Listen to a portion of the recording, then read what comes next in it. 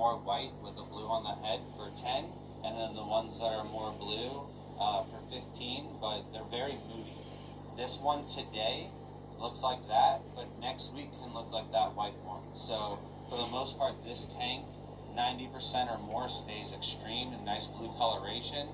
I have a lower grade tank where I throw some of my culls into, and they definitely don't produce this. So I sell my higher grade ones out of this tank, and then I have the lower grade ones out on top of the fridge. And then are these here?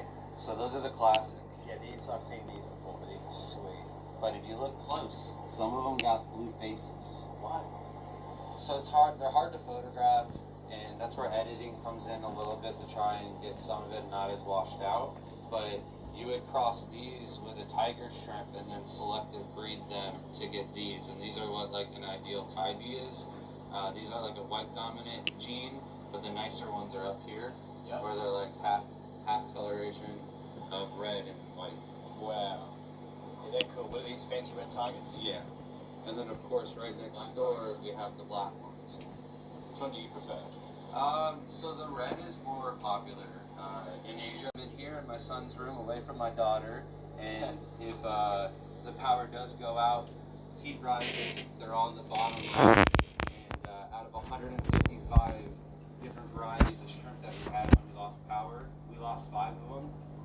The Aurora Blues were one of those types. So I'm definitely trying to make sure that we have one of our colonies in this room in case of a disaster and we have a colony to fall on. There are definitely breeders. There's never really that issue with fungal or bacterial diseases and stuff like that.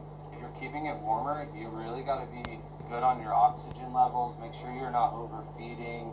If there's ever a dead one, you got to pull it out right away so you don't have an ammonia spike. And you really can't overfeed and mess with your substrates because then you get a bacterial infection and wipe out your shrimp. But if you keep it a little bit colder, all of those risk factors are significant.